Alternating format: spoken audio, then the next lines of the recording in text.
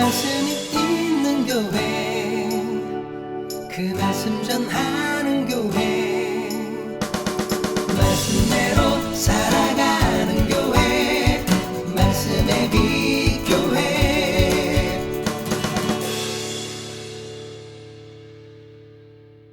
오늘은 흔들리는 믿음이라는 제목으로 함께 말씀을 나누고자 합니다. 제목이 좀 길어서 제가 흔들리는 믿음이라고만 했는데, 흔들리는 믿음, 그러나 흔들리지 않는 은혜라는 제목입니다. 우리는 흔히 믿음을 흔들리지 않는 철벽 같은 확고한 이런 신념을 믿음이라고 생각할 때가 많죠. 나는 믿음이 좋다라고 하면 하나님을 아주 흔들리지 않고 확고하게 믿는 것, 이런 확신, 이런 신념을 믿음이라고 생각할 때가 있는데, 어쩌면 이게 오해일 수도 있고요. 좀 더 나아가면 그런 확신이나 신념이 되게 위험한 믿음일 수도 있다는 거예요. 그래서 우리의 믿음을 잘 돌아봐야 돼요. 사실 진짜 바른 믿음은, 진짜 깊은 믿음은 전혀 흔들리지 않는 믿음이 아니고요. 흔들리는 가운데서도 하나님을 향한 그 간구와 바램과 나아감을 멈추지 않는 것. 이게 진짜 깊은 믿음이 아닐까 싶어요. 인생의 폭풍우가 몰아칠 때, 우리 고난 가운데 있을 때 우리는 주로 뭐라고 소리치죠? 하나님 도와주세요 라고 하겠죠. 믿음이 있으면 하나님 도와주세요. 그런데 이 고난이 계속 지속되면, 이 고난의 시간이 점점 오래되면 흔들리곤 하죠. 하나님이 내 소리는 안 들으시나? 그러다가 더 심하면 하나님이 계시기는 한 걸까? 하는 의문 안 들어보셨어요? 믿음이 좋은 분들은 그런 의문도 안 들겠지만,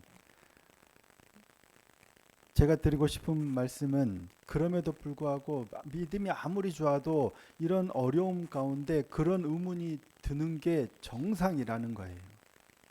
하나님 도대체 계시면 뭐 하십니까? 이거는 믿지 않는 자가 하나님을 조롱하는 말이 아니고요. 오늘 본문을 보면 세례 요한이 그래요. 주님, 당신 정말 주님 맞습니까? 라는 질문이거든요.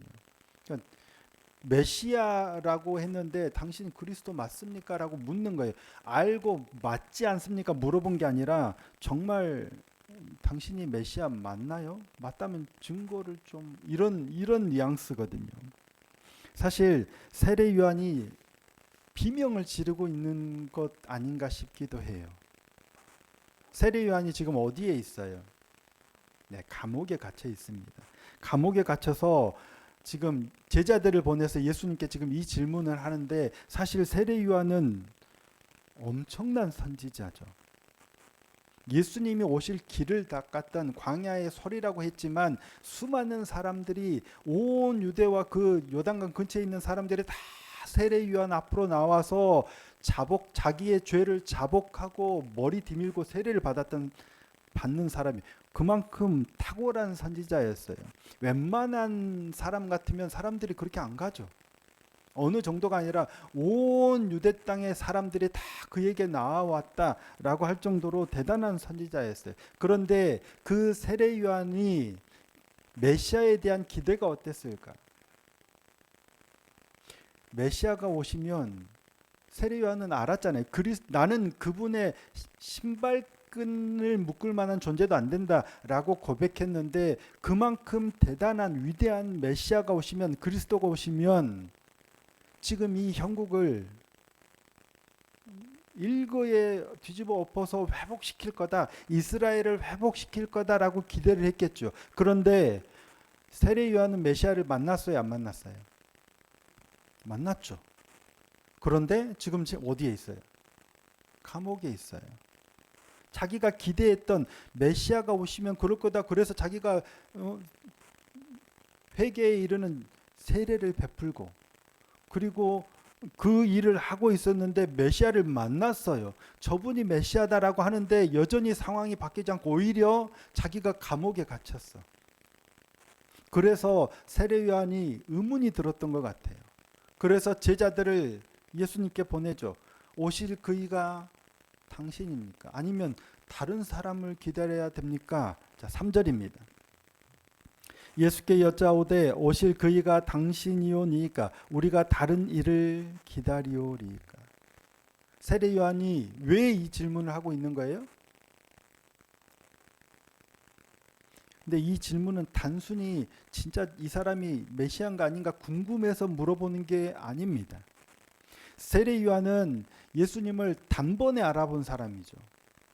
예수님이 세례받으러 자기에게 나아오실 때 세례 요한은 예수님이 오시는 걸 보자마자 알았어요. 내가 당신에게 세례를 받아야 할 터인데 어떻게 당신이 감히 제가 당신에게 세례를 줍니까? 예수님을 알아봤어요. 그리고 예수님께서 지나가실 때 거니실 때 자신의 제자들에게 그러잖아요. 보라, 세상 죄를 지고 가는 어린 양이로다. 예수께서 세상을 구원하러 오신 메시아 그리스도라는 사실을 누구보다도 단번에 알아봤고 증언했던 사람이 세례 요한이에요. 그런데 제자들을 보내서 오실 그이가 당신이오니까 아니면 우리가 다른 일을 기다리오리까. 이 질문은 단순한 질문이 아니고 뭐예요? 흔들리는 믿음이죠. 분명 명확하게 그리스도이심을 알아봤고 명확하게 자신의 제자들에게도 저분이 그리스도라는 사실을 증언했는데 지금 흔들리고 있는 거예요. 세례 요한의 믿음이 흔들리는 순간이 놀라운 영안과 영성을 가졌던 세례 요한도 이처럼 흔들려요. 어떤 상황 앞에서 변하지 않는 현실과 지속되는 고난 앞에서 믿음이 흔들리지 않을 수 있는 사람이 있을까 하는 거예요. 없죠. 세례 요한처럼 뛰어난 영성과 영안을 가진 사람이 우리 중에는 찾아보기 힘들 거 아니에요. 그런데도 불구하고 그런 사람조차도 흔들린다면 우리의 믿음이 흔들리지 않을 거라는 보장을 누가 합니까? 나는 절대로 흔들리지 않아. 나는 절대로 모른다고 하지 않아. 나는 절대로 부인하지 않아. 라고 하는 건 오히려 오만이고 교만이고 어리석은 자기 신념일 위험이 큽니다. 우리도 그렇죠. 기도 열심히 하는데 기도 제목이 잘 안 이루어지면 질병이 그렇고 자녀들의 기도가 그렇고 경제적인 위기를 만났을 때 우리는 하나님께 묻죠. 하나님 이거 아닌데요. 근데 우리의 믿음이 흔들리는 이유가 뭘까요? 우리의 믿음이 흔들리는 이유는 하나님이 변하셨기 때문이 아니고요. 하나님이 우리가 기대하는 하나님이 일하시는 방식이 충족되지 않았기 때문이에요. 그렇죠? 하나님이 변하시는 게 아니에요. 우리의 믿음이 흔들리는 건 저분이 메시아인데 메시아답지 않아져서가 아니라 메시아라고 기대하는 내가 생각하는 기대하는 방식과 부합하지 않기 때문이에요. 하나님에 대한 신뢰가 흔들리는 건 하나님이 부족해졌다거나 하나님이 희미해졌다거나가 아니겠죠. 하나님은 그대로세요. 그런데 내가 기대하는 하나님의 모습이 내가 기대하는 하나님이 일하시는 방식이 내가 기대하는 것과 달라요. 그래서 믿음이 흔들리는 거잖아요. 내가 이만큼 헌신했으니까 이렇게 사업도 잘 돼야 되잖아. 내가 이렇게 열심히 기도하고 교회에 헌신했으니까 내 자녀는 반드시 분명 대학에 합격해야 돼. 근데 대학에 떨어져. 사업이 잘 안 돼. 건강이 회복되지 않아. 그러면 하나님이 잘못하신 건가요? 이게 그냥 제가 설교로 만들어낸 어떤 생각이 아니고요. 실제 목회하면서 들었던 내용들이에요. 교회를 열심히 다니고 정말 교회에 헌신했던 분들이 이런 말씀을 실제로 하시더라고요. 내가 이렇게 교회 헌금을 하고 이렇게 헌신을 했는데 하나님이 내 기도를 안 들어주실 수 없어. 들어주셔야 돼.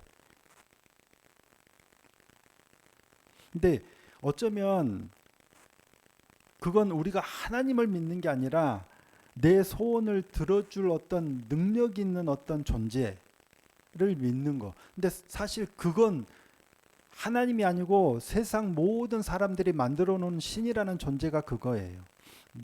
내가 할 수 없는 어떤 거를 어떤 나보다 능력이 뛰어난 존재가 내가 바라는 걸 대신 이루어 줄 수 있는 존재로 만들어낸 허상이 바로 신, 세상의 신이거든요.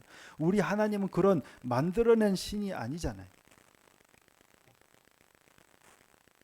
하나님이 내가 바라는 기대와 어긋났을 때, 내가 바라고 기도했던 것과 다르게 일하실 때 우리는 많이 실족해요. 하지만 기억하셔야 됩니다. 우리의 기대를 뛰어넘지 못하는 하나님은 우리를 구원하실 수 없어요. 내 기대에만 충족시키는 하나님은 하나님이 아니에요. 그거는 세상 사람들이 따르는 우상과 같은 존재일 뿐입니다. 근데 예수님은 요한의 말도 안 되는 그런 흔들리는 모습에 뭐라고 말씀하세요?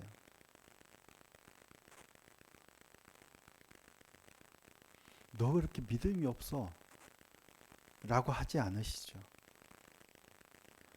네가 왜 아직 감옥에 있는지 이거에 대해서 논리적으로 설명하지도 않으세요. 네가 왜 여전히 고난받는지, 왜 네 기도가 응답돼, 이런 말씀하지 않으세요. 뭐라고 말씀하시냐면 당신이 행하시는 일들을 보라고 하시죠. 자, 5절입니다. 맹인이 보며 못 걷는 사람이 걸으며 나병 환자가 깨끗함을 받으며 못 듣는 자가 들으며 죽은 자가 살아나며 가난한 자에게 복음이 전파된다 하라. 오실 그분이 당신입니까? 아니면 다른 일을 기다려야 됩니까? 믿음이 흔들리는 중에 물었던 요한에게 왜 네가 지금 그러고 있느냐 이런 말씀하지 않으시고 뭐라고 하시냐면 내가 지금 하고 있는 일을 보라. 보고 들은 일을 전하라는 거예요. 이 말씀은 무슨 말씀이에요? 이사야 선지자가 오실 메시아에 대해서 예표했던 말씀. 그 일을 지금 예수님께서 하시면서 너희가 지금 보고 있는 일을, 보고 들은 일을 요한에게 말하라 라고 하는 거예요. 무슨 의미예요? 너는 여전히 감옥에 갇혀 있지만 하나님의 나라는 너의 상황과 상관없이 여전히 그대로 이루어지고 있다는 거예요. 하나님의 역사는 우리가 생각하는 기대와 다르게 전혀 다르게 흘러갈지라도 나의 흔들리는 믿음과 상관없이 하나님의 역사는 여전히 도도하게 그대로 흘러가고 있다라는 말씀입니다. 우리의 계획대로 되지 않아요. 우리가 구상하는 대로 되지 않아요. 그럼에도 불구하고 하나님은 여전히 일하고 계시다는 거예요. 근데 오늘 본문에서 가장 감동적인 대목은 이거예요. 요한의 제자들이 떠난 뒤에 예수님께서 뭐라고 말씀하세요? 봐봐, 요한이 그렇게 사람들이 모이고 그러더니 뛰어난 제자도 많더니 믿음 없어 하지 않으시죠? 요한의 제자들이 떠난 뒤에 예수님께서 요한에 대해서 뭐라고 평가하세요? 여자가 낳은 중에 가장 큰 자다라고 얘기해요. 너희가 왜 광야에 나갔느냐라고 얘기하시면서 요한이 여자가 낳은 자 중에 가장 큰 자다라고 말씀하세요. 자, 11절입니다. 내가 진실로 너희에게 말하노니 여자가 낳은 자 중에 세례 요한보다 큰 이가 일어남이 없도다. 그러나 천국에서는 극히 작은 자라도 그보다 크니라. 이게 우리가 받아야 될 말씀의 핵심이 아닌가 싶어요. 이게 복음이죠. 우리는 상황 때문에 우리의 믿음은 수도 없이 흔들려요. 사람들은 우리의 어떤 열매나 행위나 이런 이런 것들을 보고 평가하지만 주님은 그걸로 평가하지 않으세요. 우리의 흔들리는 과정조차도 귀하게 보세요. 의심하며 질문을 던지는 요한을 향해서 믿음 없는 자라고 하지 않고 가장 큰 자다라고 평가를 하시는 거예요. 우리의 믿음의 강도는 우리의 믿음의 견고함에 달려있는 게 아니라 내가 믿고 신뢰하는 그분에게 달려있기 때문입니다. 이런 때는 아멘 하셔도 되는데 우리의 믿음은 때로는 흔들리지만 우리를 향한 주님의 은혜는 흔들리지 않습니다. 네, 아멘. 이런 거는 정말 아멘 할 말씀인 것 같아요. 우리는 아무리 믿음이 좋고 목사라고 할지라도 문득문득 흔들릴 때가 있어요. 그런데 주님은 너 왜 믿음 없어? 책망하지 않으시고 우리를 향한 주님의 그 사랑과 은혜는 그대로시더라고요. 그리고 우리를 기다리세요. 그러면 흔들릴 때 우리가 어떻게 해야 되는가? 흔들리는 게 이러면 안 돼. 내가 믿음이 없는 거야. 나를 다잡을 필요가 있어요, 없어요? 물론 그것도 뭐 나쁜 자세는 아닌 것 같지만 그럴 필요가 없다는 거예요. 흔들려도 괜찮아요. 흔들려도 믿음이다. 뭔가 패러디한 것 같죠. 흔들려도 믿음이에요. 흔들려도 괜찮아요. 우리가 긴 어둠의 터널을 지날 때 흔들리지 않는 믿음의 사람이 과연 몇이나 될까? 흔들려도 괜찮아요. 그럴 때 어떻게 할 것인가가 중요한 것 같아요. 어떻게 해야 돼요? 주님께 질문을 던지는 거예요. 세례 요한이 흔들릴 때 뭐 했어요? 제자들을 보내서 예수님께 묻는 거예요. 의심이 생길 때 뭐예요? 주님께 묻는 거예요. 오실 그이가 당신입니까? 다른 일을 기다려야 됩니까? 어떻게 해야 됩니까? 주님께 질문을 던지는 거예요. 그게 기도죠. 어떤 상황이 있어도 저는 흔들리지 않아요. 병이 낫지 않고 뭐 사업이 안 되고 뭐 어때도 주님을 향한 믿음은 절대 변하지 않습니다. 견고합니다. 그렇게 고백할 수 있으면 좋습니다. 하지만 그렇지 않고 도대체 이게 뭔가요? 라고 흔들릴 때도 괜찮아요. 주님 뭡니까? 어떻게 주님께 쏟아놓는 그 원망과 불평의 시간도 주님은 믿음으로 보신다. 그럴 때 그때 중요한 건 내가 생각하고 있는 틀을 내려놔야 돼. 주님께 질문을 던지면 주님이 말씀하실 거 아니에요. 지금 상황이 어떻다. 뭐 네가 어째서 어떻게 이런 말씀을 하실 때 내가 생각하고 있는 틀이 있으면 하나님이 응답하시는데도 여전히 그 틀에 갇혀서 내가 원하는 방식이 아니니까 막 더 이럴 거 아니에요. 내가 생각하고 있는 패러다임이나 틀 그런 방식을 내려놓을 수 있어야 돼요. 주님은 뭐예요?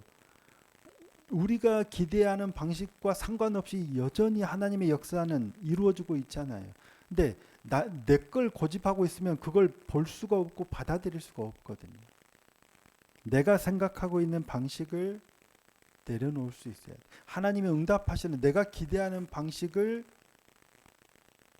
하나님이 응답하시는 방식과 다를 수도 있다라는 사실을 기억하고 찾아봐야 되는 거예요. 하나님이 침묵하실 때 십자가의 침묵을 기억해야 합니다. 예수님께서 십자가 위에서 뭐라고 외치셨어요? 엘리 엘리 라마 사박다니 엘리 엘리 라마 사박다니 나의 하나님 어찌하여 나를 버리셨나니까. 우리의 주님이신 예수님께서 십자가에서 그런 외침을 하시는 거예요. 왜? 하나님이 침묵하시는 것 같으니까.